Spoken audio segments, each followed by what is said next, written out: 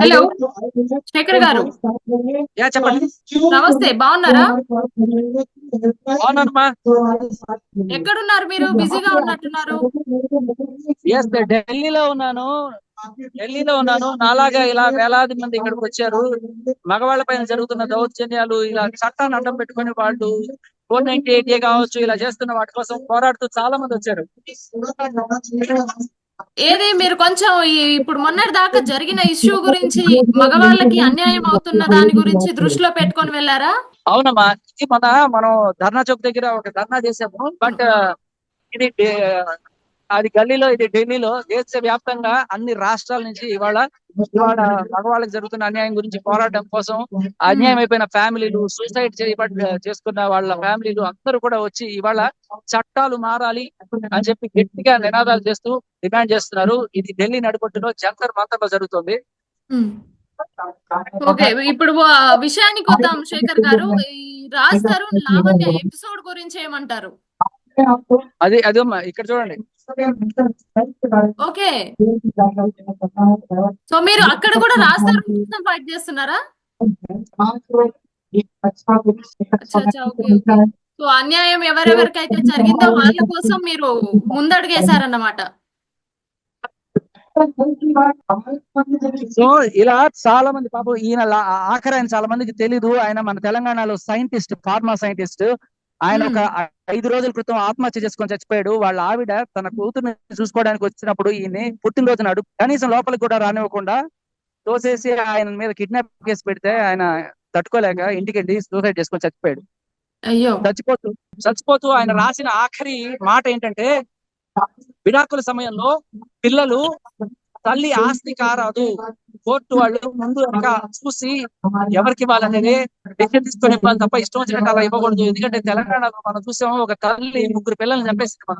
నిన్న కాకుండా ఒక తల్లి 2 పిల్లల్ని చంపేసి ఆవిడ కూడా అవును చచ్చిపోయింది. అవును అవును. ఇటువంటి టైంలో ముందు వెనక చూసుకోకుండా అలా కస్టడీ అనేది ఆడవాళ్ళకి ఇవ్వడం అనేది చాలా దారుణం అని చెప్పి ఆయన ఆ నోట్లో రాసి చనిపోయారు. సో ఇలా నా దగ్గర ఇలా ముగ్గురే, ఇంకా చాలా మంది ఆంధ్ర నుంచి, తెలంగాణ నుంచి, తమిళనాడు నుంచి, కర్ణాటక నుంచి, దేశ వ్యాప్తంగా ఈ 498 వల్ల బాధింపబడ్డ వాళ్ళు, చచ్చిపోయిన వాళ్ళు, చితికిపోయిన ఫ్యామిలీస్, ఇలా లావణ్య, ఇలాంటి వాళ్ళు చాలా మంది చేస్తున్న అరాచకాలకు బలైపోయిన వాళ్ళందరూ కూడా ఇవాళ ఇక్కడ అయ్యారు. ఇప్పుడు ఈ లావణ్య రాజ్ తరుణ్ ఎపిసోడ్ ఎక్కడ దాకా వచ్చిందంటారు? అది ఏమో అమ్మా, నాకు చాలా మంది ఫోన్ చేస్తారు. ఆవిడేదో ఎక్కడో ఎవరితో మంత్రికి ఏదో అమ్మేసిందనో ఏదో మాట్లాడుతున్నారు. బట్ నేను ఈ హడావిడిలో ఉన్నాను. మేబీ రేపు రేపు వచ్చాక నేను దాని గురించి తెలుసుకొని మీకు కంప్లీట్ డీటెయిల్స్ చెప్పగలను. సో దాని గురించి మీ ఒపీనియన్ అడగడానికే ఈ రోజు మిమ్మల్ని కలవాల్సి వచ్చింది. ఇంకోటి ఏంటంటే, ఈ కొత్తగా హర్యానా అనే పేరు వినిపిస్తుంది. అసలు హర్యానాకి, లావణ్యకి, రాజ్ తరుణ్ కి మధ్య ఉన్న సంబంధం ఏంటిది చెప్పగలరా మాకు? అమ్మా, ఇప్పుడు మేబీ హర్యానాకి ఫ్రెండ్షిప్ ఉండుండొచ్చు, ఏమైనా ఉండుండొచ్చు. అయితే దాంట్లో రాజ్ తరుణ్ ఎక్కడ తనకి పెళ్ళైందని చెప్పుకోలేదు. అవును, కానీ ఈవిడ పెళ్ళైందని చెప్పింది కదా అందరికి. పెళ్ళైందని చెప్పిన ఈవిడ నేను ఈ మధ్య కాలంలో అన్ని ఛానల్స్ లో చూపిస్తున్నాను, గుంటూరు జడ్జికి ప్రమాణం చేసి, మస్తాన్ సాయి నాకు పెళ్లి చేసుకుంటానన్నాడు, నేను మనస్ఫూర్తిగా యాక్సెప్ట్ చేశానని చెప్పి 2023 జూలై 7వ తేదీన జడ్జి ముందు ప్రమాణం చేసిన స్టేట్మెంట్ నేను తీసుకొచ్చి చూపించాను. నిన్న మనకి మొన్న దొరికింది అది.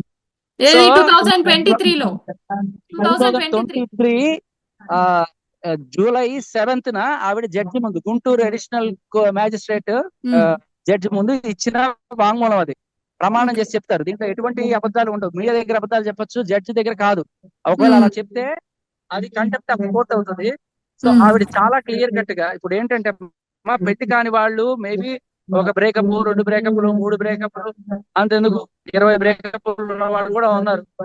సో వాళ్ళని మనం తప్పు పట్టలేము. బట్ పెళ్లి అయ్యింది అని చెప్పి నువ్వు వేరే వ్యక్తితో అక్రమ సంబంధం పెట్టుకోవడానికో లేకపోతే ఇంకొకరిని పెళ్లి చేసుకోవడానికి పోతే అది తప్పు. కానీ రాజ్ తరుణ్ ఎక్కడ కూడా తనకి పెళ్లి చెప్పాలా, ఉంటాయేమో నాకు తెలియదు. ఎఫ్ఐఆర్ ఉండొచ్చు.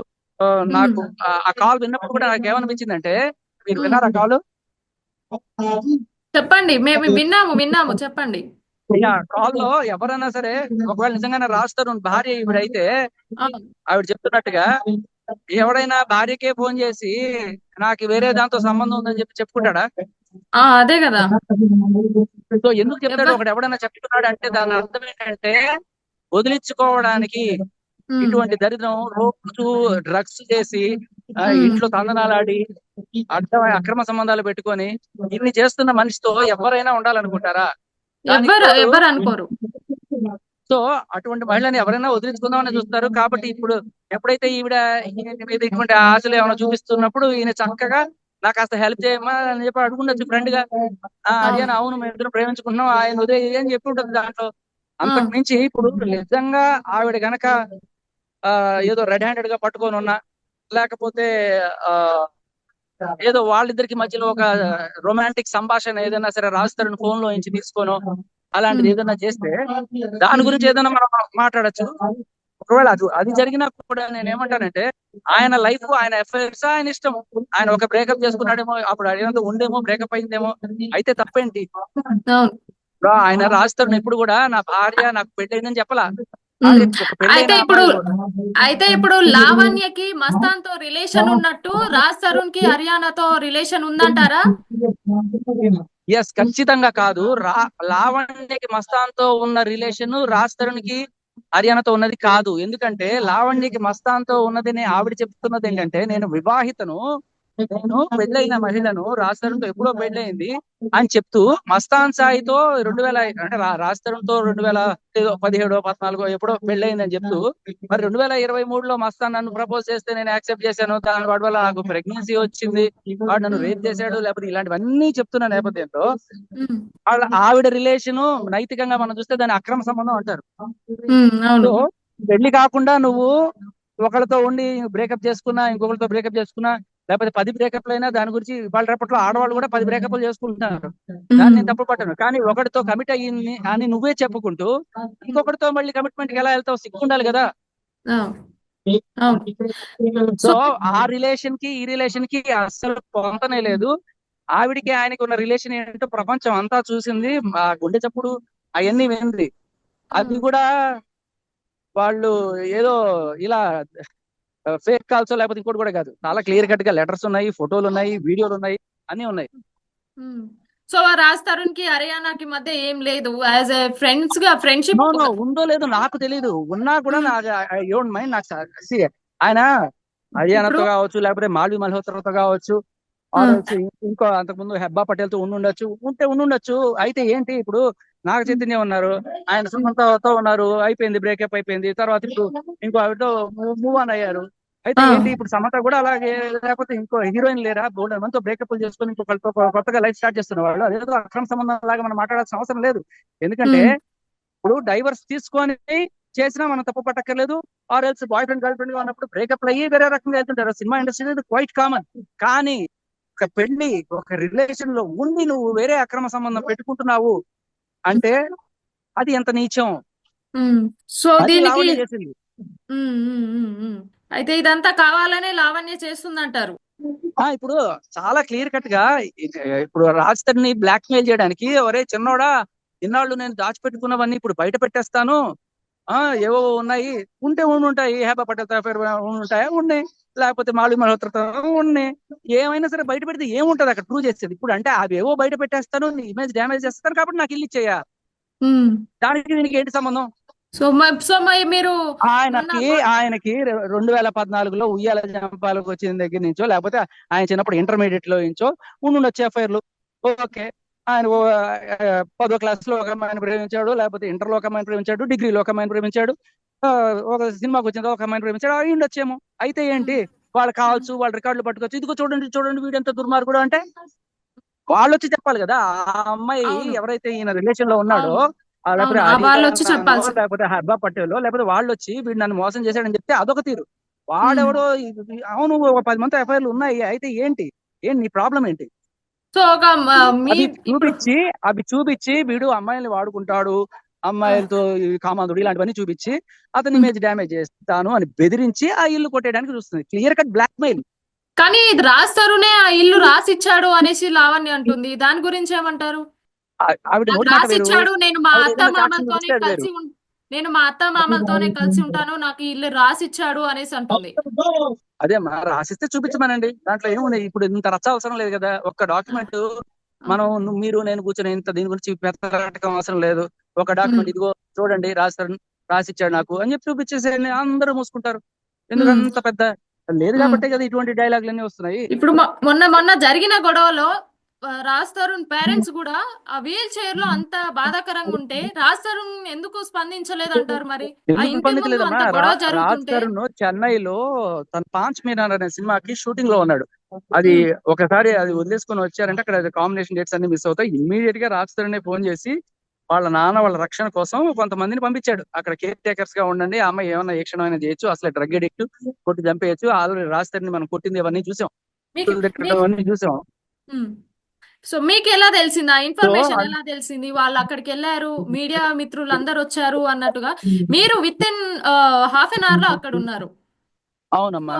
అంటే మీడియా వాళ్ళకి తెలిసి ఎలా పరిగెత్తారో, మీడియా వాళ్ళు వెళ్ళిన ఒక అరగంటకి నేను వచ్చాను అక్కడ. అంటే మీడియాలో బ్లాస్ట్. నేను ఆ రోజున కరెక్ట్ గా ఎక్కడ ఉన్నానంటే ఏదో అఘోరికి సంబంధించిన ఇంటర్వ్యూ జరుగుతుంది ఒక ఛానల్లో, జీ న్యూస్.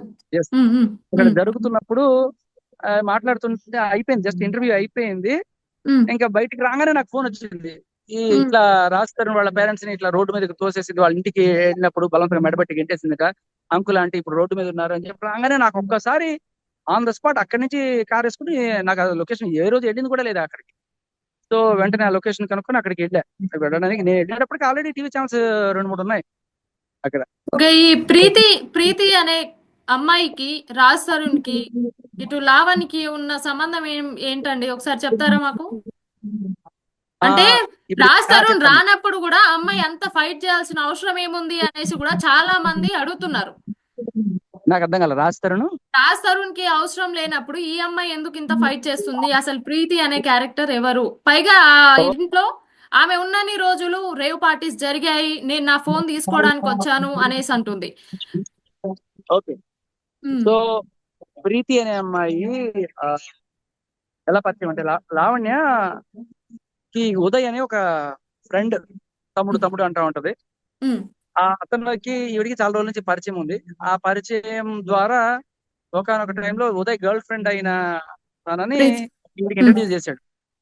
ఉదయ్ తో ఈవిడికి పరిచయం ఏంటి అంటే, ఉదయ్ ఈవిడ కలిసి గోవాలో చాలా రోజులు ఉండేవాళ్ళు. గోవాలో అక్కడ వీళ్ళు ఏదో ఈవెంట్స్ ఆర్గనైజేషన్ ఏదో పెడదాం, ఈవెంట్స్ చేద్దాం అనుకుని చెప్పి వెళ్ళారట. ఫస్ట్ వెళ్ళినప్పుడు అక్కడ ఉదయ్ చెప్పిన కాల్ రికార్డ్ కూడా ఉంది, మీకు వీళ్ళైతే పంపిస్తాను. వీళ్ళందరూ పని చేసేవాళ్ళు. ఇప్పుడు ఏ పని చేసేది కదా, ఎంతసేపు అక్కడ డ్రగ్స్ చేయడము, వాళ్ళతో వీళ్ళతో తిరగడము, ఇదంతా చేసి మొత్తం నాశనం చేసేది. అక్క పని చేద్దాం అక్క అన్న కూడా ఏ రోజు కూడా వచ్చేది కాదు. మీకు అది రికార్డు పంపిస్తాను. ఎవరు? లావణ్యనా? లావణ్య, ఉదయ్, ఇంకా ఎవరో 2-3 కలిసి వెళ్ళారు అక్కడికి గోవాలో. వెళ్ళి అక్కడ చేస్తామని చెప్పి వెళ్ళి ఏదో ఈవెంట్స్ చేద్దాం అది అని చెప్పి వెళ్ళిపోయి, అప్పటికి తర్వాత వచ్చిన తర్వాత ఈ అబ్బాయి పరిచయంతో ఎప్పుడో ఈవిడిని పరిచయం చేశాడు. ఈ అమ్మాయి ట్రావెల్ బ్లాగ్ ఏదో చేద్దాము అని చెప్పి అంటే సరే చేద్దాం అని చెప్పి ఆవిడ ఎప్పుడైతే ప్రీతి వాళ్ళ ఇంటికి వచ్చిందో డే 1 ఆవిడికి బలవంతంగా డ్రగ్స్ అలవాటు చేసింది అని చెప్పి ప్రీతి చెప్పింది. లావణ్య అలవాటు చేసింది. దానికి సంబంధించిన వాళ్ళిద్దరు కలిసి డ్రగ్స్ చేస్తున్న వీడియో కూడా బయట ఉంది. లేదు కావాలంటే నేను పంపిస్తాను మీకు చూడండి. సో అది అలవాటు చేసి తర్వాత దాన్ని రొంపులో దింపి ఆవిడ వీడియో తీసి ఆవిడ ఫోన్ అంటే అపస్మారక స్థితిలో ఉన్నప్పుడు లేకపోతే మత్తులో ఉన్నప్పుడు ఆ ఫోన్ గుంజుకొని ఆ ఫోన్ పాస్వర్డ్ తీసి దానిలో ఉన్న డేటా అంతా కాపీ చేసుకొని ఉదయ్కి ఈఎంఐకి మధ్య క్లోజ్ గా ఉన్న ఫొటోస్ ఇవన్నీ కూడా తీసుకొని వీటిని వీడియోలో సర్క్యులేట్ చేస్తాను. అమ్మాయిని బెదిరించి ఆమెను ఒక కాలు కింద చెప్పులాగా, కుక్కలాగా, పందాన్లాగా వాడుకుని చాలా టార్చర్ చేసింది. సో ఆ అమ్మాయి తట్టుకోలేక మొత్తానికి బయటకు వచ్చి ఈ విషయాలన్నీ కూడా చెప్పడం, అప్పుడు సెన్సేషన్ అయింది మీడియాలో. ఆవిడ మీద ఒక అమ్మాయికి ఎంత ఈ అమ్మాయికి 33-34 ఏళ్ళు లావణ్యకి. ఈ ప్రీతి అనే అమ్మాయికి 21 ఏళ్ళు 22 ఏళ్ళు. ఇప్పుడు చిన్న ఏజ్. ఇది జరిగినప్పుడు ఆవిడకి 19 ఏళ్ళు కూడా ఉండదు. చాలా చిన్న వయసులో అలా ఆ అమ్మాయికి డ్రగ్స్ అలవాటు చేసి అమ్మాయి జీవితం నాశనం చేసింది. నాకు కోపం, కసి ఆ అమ్మాయికి ఇప్పటికీ ఉంది. అండ్ ఆవిడ ఫోన్ పెట్టుకొని ఎప్పుడైనా సరే ఆ అమ్మాయి నా గురించి బయటికి చెప్పావో నీ ఫోన్ లో ఉన్నవన్నీ కూడా బయటికి లీక్ చేస్తాను. ఇప్పుడు రాస్తాను ఎలా బెదిరిస్తుంది, ఇదిగో ఆర్యాన కాల్ లీక్ చేస్తాను, లేకపోతే వీళ్ళ కాల్ లీక్ చేస్తాను అని చెప్పి అందరి ఫోన్లు పెట్టుకుంటున్నాం. ఉదయ్ ఫోన్ ఉంది, ప్రీతి ఫోన్ ఉంది, రాస్తారు ఫోను, మస్తాన్ సాయి ఫోన్, ఇలా అందరి ఫోన్లు పెట్టుకొని మీరు ఎవరైనా సరే నా గురించి తోక జాడిస్తే మీ కాల్స్ ఇప్పుడు రాస్తాడు కాల్ రికార్డ్ చేస్తా, రిలీజ్ చేస్తాను ఓపెన్ గానే మళ్ళీ ఆహా. మీడియా ముఖ్యంగానే బ్లాక్ మెయిల్ చేస్తా ఉంటది అనమాట. సో అలా ప్రీతిని బ్లాక్ మెయిల్ చేసి చేసి చేసి ఇంకా తెగించి ఈ చావు రోజు చచ్చకన్నా ఒకేసారి తద్దాం అని చెప్పి ఆవిడ బయటకు వచ్చేసింది, మీడియా మొత్తం చెప్పేసింది ఆవిడ. ఓకే. సో ఇది జరిగింది. అచ్చా అచ్చా. సో పర్సనల్ గా మీకు లావణ్య ఫాదర్ కి ఏమన్నా మధ్యలో గొడవలు ఉన్నాయా మీ ఇద్దరి మధ్యలో? ఆయన అట్లు అట్టుబడిన ఆయన పెద్ద పట్టించుకున్నాను, ఏదో అక్కడ జరిగేదాన్ని డైవర్ట్ చేయడానికి కాస్త అటు ఇటు అటాక్ చెప్పులు చేశాడు. ఉమ్. ఆయన ఎవరు అసలు ఆయన వడ్డీ కొట్టు, ఆయన సంగారెడ్డిలో గ్యాస్ బండలన్నీ కూడా తీసుకొచ్చి బ్లాక్ లో అమ్మేవాడు అని విన్నా. ఉమ్. తర్వాత ఈ దొంగ సారాలు అమ్ముకోవడం ఇట్లాంటివన్నీ చేసేవాళ్ళు అని చెప్తున్నాను. ఉమ్. అక్కడ సంగారెడ్డిలో అక్కడ జనాలు చెప్పిన మాట. సరే, ఆ ఏదో అంటే బతకడానికి రకరకాల మార్గాలు కాదు. అండ్ ఉమ్. అంటే ఇటువంటి వ్యక్తుల దగ్గర వాల్యూలు ఎట్లా ఎక్స్పెక్ట్ చేస్తాం? ఇప్పుడు కూతురు ఉంది, ఎవరితోనో నాన్న నేను ఎవరితోనో వెళ్ళిపోయినంటే ఉండమ్మా బాగా ఉండమ్మా అంటావా, లేకపోతే అమ్మా పెళ్లి చేసుకోవాలంటావా? తప్పు కదమ్మా. సరే, 1 సంవత్సరం, 2 సంవత్సరాలు, 3 సంవత్సరాలు ఇవి చెప్తాట్టుగా 12 ఏళ్ళు అలా ఉమ్. వెళ్ళిపోతే కూతురు ఉందమ్మా వాడితో ఉన్న మస్తాన్ సాయితో ఉందంటే వాడి మీద కేసు పెట్టే, రాజధానితో ఉందంటే ఆయన మీద కేసు పెట్టే, సిగ్గు అనిపించాలి కదా ఒక తండ్రికి. అదే అయితే ఫాదర్ సపోర్ట్ కూడా ఉంది లావణ్యకి. అదే కదా. అంటే ఇప్పుడు మస్తాన్ సాయి మీద కేసు పెట్టేటప్పుడు సపోర్ట్ చేసి, అంటే మస్తాన్ సాయిని ఆ, పెళ్లి చేసుకుంటాను అని చెప్పి ప్రామిస్ చేశాడు, అందుకని నన్ను మోసం చేశాడు అని చెప్పి మస్తాన్ సాయి దగ్గరికి మొన్న కలవడానికి వెళ్ళి 3 కోట్లు డిమాండ్ చేసింది. సో అదే అంటే ఇంకా పార్ట్నర్స్ ఇన్ క్రైమ్ అంటారు కదా అలా. అవును. సో మస్తాన్ సాయి ఇప్పుడు ఏం ఇన్వాల్వ్ అవ్వట్లేదు అంటారా? అంటే ఇంత జరుగుతున్నా కూడా మస్తాన్ సాయి కూడా నోరు మెదపట్లేదు ఎందుకంటారు? మస్తాన్ సాయి పాపం జైల్లో ఉన్నాడు కదా. ఓకే. సో అందుకనేసే తనకి ఇంకా ఛాన్స్ లేదు కాబట్టి దీంట్లో ఇన్వాల్వ్ అవ్వట్లేదు అని చెప్పొచ్చు. ఆయన ఏ రోజు రాలేదు, మీరు గమనిస్తే మీడియా ముఖంగా ఏ రోజు రాలేదు, ఆ, బయటకు వచ్చి చెప్పలేదు. ఒకే ఒకసారి వచ్చి చెప్పింది కూడా అది ఆయనకి తెలియకుండా. అప్పుడు ఏమైందంటే ప్రీతికి సంబంధించి ఆ అమ్మాయి బయటకు వచ్చి చెప్పింది, ఇట్లా నాకు బలవంతంగా డ్రగ్స్ అలవాటు చేసింది లావణ్య అని చెప్పినప్పుడు పోలీస్ స్టేషన్ లో కేసు పెడితే సాక్ష్యం ఏంటి అని అడిగారు. సాక్ష్యం ఏంటి అంటే అప్పుడు ఆ అమ్మాయి చెప్పిన విషయం ఏంటంటే ఆ రోజు మస్తాన్ సాయి కూడా ఉన్నాడు నాకు బలవంతంగా డ్రగ్స్ అలవాటు చేసిన రోజు అని చెప్పింది ప్రీతి. సో మస్తాన్ సాయి సాక్ష్యం చెల్లుతుంది కదా, మస్తాన్ సాయితో మాట్లాడదాం, మస్తాన్ సాయికి ఒకసారి ఫోన్ చేయి అని చెప్పి అన్నప్పుడు మస్తాన్ సాయి మామూలుగా నేను బయటకు వచ్చి అంటే మీడియా ముఖంగా వచ్చి చెప్పలేను కానీ కావాలంటే పోలీసుల దగ్గరికి వచ్చి సాక్ష్యం చెప్తాను అలా ఇలా అన్నాడు. కానీ అక్కడ కనీసం కేసు ఎఫ్ఐఆర్ అయితే కదా ఇవన్నీ జరిగేది. సో ఏం చేసింది ప్రీతి వాళ్ళు ఏం చేశారంటే ఇప్పుడు కరాటే కళ్యాణి ఉన్నప్పుడు డైరెక్ట్ గా ఆయనకి చెప్పకుండా మామూలుగా నార్మల్ కాల్ అన్నట్టుగా మాట్లాడినప్పుడు ఆయన మొత్తం చెప్పేశాడు. మొత్తం చెప్పేసేటప్పటికి యారా నా మీదే నిజాలన్నీ బయటికి చెప్పేస్తావా, నీ ఫోన్ ఉంది కదా, నీ ఫోన్ లో బయట పెడతాను అని చెప్పి ఆయన పాత గర్ల్ ఫ్రెండ్స్ కి సంబంధించిన వీడియోలన్నీ కూడా బయట పెట్టి వీడియో ఒక కామాంధుడు అని అందులో నేర్పించి ఆయన ఇవాళ ఫైనల్ గా అలా. కానీ గత కొన్ని ఇప్పుడు దాదాపు ఈ ఇష్యూ జరిగి 9 నెలలు అవుతుంది, మధ్యలో ఆగిపోయింది. మళ్ళీ ఎందుకు ఈ విషయం వెలుగులోకి వస్తుంది అంటారు? అసలు దీనికి రీజన్ ఏమై ఉంటుంది? మళ్ళీ ఎందుకు? మీకు ఇది ఒక ఇష్యూ మాత్రమే, మీకు నాకు జస్ట్ ఏంటంటే బయట వాళ్ళకి ఇది ఒక జస్ట్ ఏదో మన టైం పాస్ చూసుకునే ఒక యూట్యూబ్ వీడియో ఇది.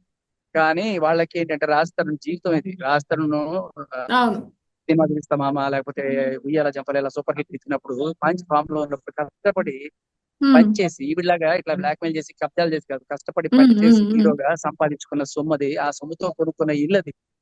ఇప్పుడు నేను కోట్లు అంటున్నారు ఆ ఇల్లు, మరి ఆ ఇంటిని ఎవరో వచ్చి కబ్జా చేస్తే ఆ ఫోన్లే సర్దుమునిగిపోయిందని మనం అందరం కామ్గా ఉండాలా? ఆ మనిషికి ఆ ఇల్లు ఇప్పించాలా? అది కదా న్యాయం. అవును.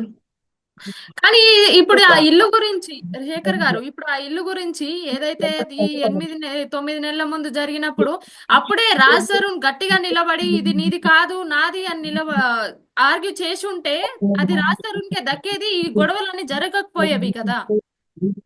అవేస్తుడమ్మా. ఇప్పుడు ఈవిడ ప్రతి ఒక్కరిని కూడా ఎలా బెదిరిస్తుంది మీరు గమనించండి. ఇవాళకి కూడా రాస్తారని బెదిరిస్తుంది కదా, హర్యానా రికార్డ్స్ బయట పెడతా, లేకపోతే హెబ్బా పటేల్ రికార్డులు బయట పెడతా, వాళ్ళ రికార్డులు బయట పెడతా, ఇది బయట పెడతా. సో ఏమైనా ఉండుండొచ్చు లైఫ్ లో, ఎఫ్ఐఆర్ ఉండుండొచ్చు. ఉంటే అవన్నీ తీసుకొచ్చి బయట పెడతా అని చెప్పి భయపెట్టి, లేకపోతే నన్ను మోసం చేశాడు, నన్ను వాడుతున్నాడని చెప్పి పెడతా అని చెప్పి ఇలా చేసి దీన్నే కాదు ప్రతి ఒక్కరిని కూడా మస్తాన్ సాయి ప్రతి ఒక్కరిని ఇలాగ బ్లాక్ మెయిల్ చేసి బతకడం ఆవిడకి అలవాటు. ఆ బ్లాక్ మెయిల్ లోనే ఇంకా ఆయన భయపడ్డాడు చాలా రోజులు భయపడ్డాడు. ఇంకా ఫైనల్ గా ఎలా వచ్చింది అప్పటికి కూడా, ఎప్పుడైతే ఈవిడ సెంచరీ కూడా జైలుకి వెళ్ళిందో డ్రగ్స్ కేసులో రెడ్ హ్యాండెడ్ గా వెళ్ళినప్పుడు, తర్వాత తిరిగి వస్తున్నప్పుడు కూడా ఈయన ఇల్లు వదిలేసి వెళ్ళిపోయాడు తప్ప ఆవిడ ఇంటికి రానివ్వకుండా ఆపలా. ఆ, భయస్తుడు. కానీ ఉమ్, తర్వాత ఏం చేసింది ఈవిడ, దీని మీద కేసు పెట్టింది. ఉమ్, కేసు పెట్టడం వల్ల మొత్తం తెగిపోయింది అక్కడ. సరే, ఇప్పుడు ఇన్నాళ్ళు ఏదైతే చేస్తా చెప్తా జనాలకి నువ్వు ఒక కామాంధుడు, నువ్వు అది చేసావు ఇది చేసావు అని చెప్పి చెప్తానని బెదిరిస్తూ వచ్చిందో అదే ఇది.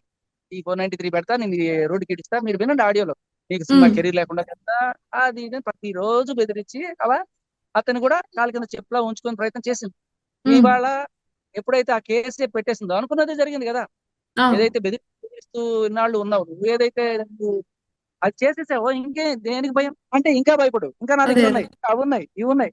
జస్ట్ బ్లాక్ మెయిల్, జీవితం అంతా బ్లాక్ మెయిల్, కళ్ళ ముందు ఉమ్, కనబడుతున్న ఈ దరిద్రం ఉమ్. చెప్పు సో తీసుకొట్టి తరిమేయకుండా. ఉమ్, ఇప్పుడు దీనికి ఒక ఎండ్ కార్డ్ పడే అవకాశమే లేదంటారా?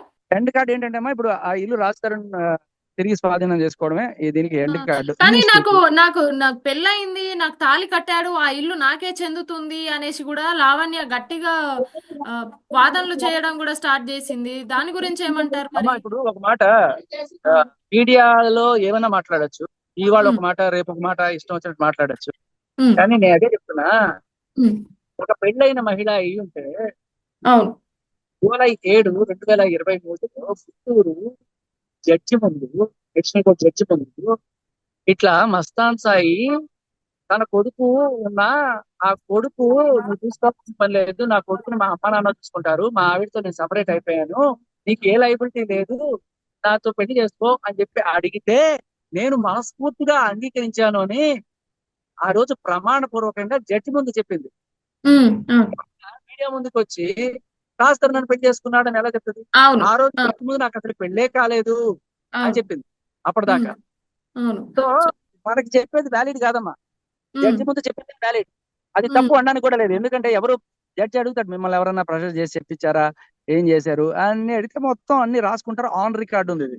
సో ఇప్పుడు మీడియాలో వాడి దగ్గర ఒక మాట వీడి దగ్గర ఒక మాట చెప్తే అవన్నీ కాదు, ఇది ఓన్లీ 164 స్టేట్మెంట్ అంటారు, జడ్జి ముందు ఉమ్. ఇచ్చింది, దాన్ని మనం అదొకటే క్రెడిబుల్ గా తీసుకోవాలి.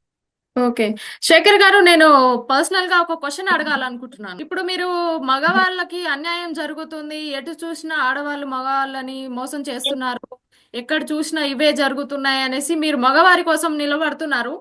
ఇప్పుడు ఆడవాళ్ళకు కూడా చాలా అన్యాయాలు జరిగాయి. మరి వారి కోసం కూడా ఫ్యూచర్ లో కానీ ఇప్పుడు కానీ స్టాండ్ తీసుకోగలరా? నేను వాళ్ళ కోసం కూడా స్టాండ్ తీసుకున్నాను అనే విషయం మీరు గమనించట్ల. ప్రీతి అనే ఆవిడ మగవాళ్ళు కాదు, అమ్మాయి. ఉమ్, ఆవిడకి ఉమ్, అగెనెస్ట్ గా ఎప్పుడైతే ఈవిడ ఇష్టం వచ్చిన సాక్ష్యాలు బయటపెట్టిందో ఉమ్, ఆవిడ కోసం నిలబడ్డారు. ఉమ్, ఆవిడకి బలవంతమైన డ్రగ్స్ అలవాటు చేసిందంటే ఆవిడ ఉమ్, వెంటుండి ఉమ్, స్టేషన్ లో కేసు పెట్టింది, దానికి కానీ దానికి కానీ నేను వెళ్ళాను, ఆవిడకి భయంగా ఉంటుంది. ఉమ్, సో అది మీరు చూస్తుండాలి. ఇకపోతే అవును, ఇక్కడ లావణ్య మాత్రమే మహిళ కాదమ్మా, రాజ్ అవును, తరుణ్ వాళ్ళ మదర్ కూడా మహిళే. ఉమ్, అటువంటి మహిళని, తల్లిని ఉమ్, చాలా దారుణమైన లాంగ్వేజ్, మీ అమ్మ ఎంతమందితో సంసారం చేస్తే నువ్వు పుట్టావురా అని చెప్పి చాలా పచ్చి బూతులతో తిరిగితే, ఉమ్, నేను నిలబడింది ఆ తల్లి కోసం, కరెక్ట్ గా చెప్తున్నాను కదా, అమ్మ మీద ఒట్టేసి చెప్తున్నాను. ఉమ్, ఇవాళ నాకు ఆ లావణ్య మీద ఇంత రగిలిపోయే కోపం, రక్తం మరిగిపోయేంత కోపం ఎందుకు వచ్చిందంటే ఆ మాట ఉమ్, తల్లిని ఎలా అదే, అంటది. అవును, ఇకపోతే అదొక్కటే కాకుండా పవన్ కళ్యాణ్ గారి తల్లిని తిట్టిన, పోసాని జైల్లో ఉన్నారు, మరి ఆయన తల్లిని తిట్టిన ఇంకో ఆవిడ ఉంది కదా, అవును, ఆవిడ ఎందుకు లేదు అని చెప్పి ఉమ్, కూడా నేను గట్టిగా అడుగుతున్నా. సో ఉమ్, నేను నిలబడేది ఒక తల్లి కోసం, తల్లి ఉమ్, అనే ఆవిడ లేడీయే. అలాగే ఒక మగాడి మీద కేసు పెడితే అన్యాయం అయిపోయేది వాడి తల్లి కూడా. ఏ ఆడదానికైనా ఇప్పుడు మన పోలీస్ స్టేషన్ వ్యవస్థలో అత్త మామలు నన్ను ఏడిపించారు, మా అత్త నన్ను టార్చర్ చేసింది అని కేసు పెట్టచ్చు, కానీ ఏ అత్త అయినా సరే నిజంగా కోడలు ఆవిడ టార్చర్ చేసిన ఒక కోడలు నన్ను ఏడిపించిందని చెప్పి పెట్టే స్థితి ఉన్నదా మన చట్టంలో?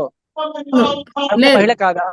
అవును, ఆవిడకి కోసం అదే చెప్తున్నా, నిన్న రాజ్ తరుణ్ వాళ్ళ అమ్మ నాన్న అలా వచ్చినప్పుడు ఆయనేమో వీల్ చైర్ లో ఉన్నారు, ఆవిడ నడనే అవును, స్థితిలో అవును, అవును, ఉన్న అవును, మహిళ, అవును, అది పండు ముసలావిడ, అది ఆ ఆవిడ వీడియో నడి చూడ, రోడ్లో ఎండలో నించోబెడితే ఆవిడ అవును, కోసం కదా నేను రోడ్డున కూర్చున్నది.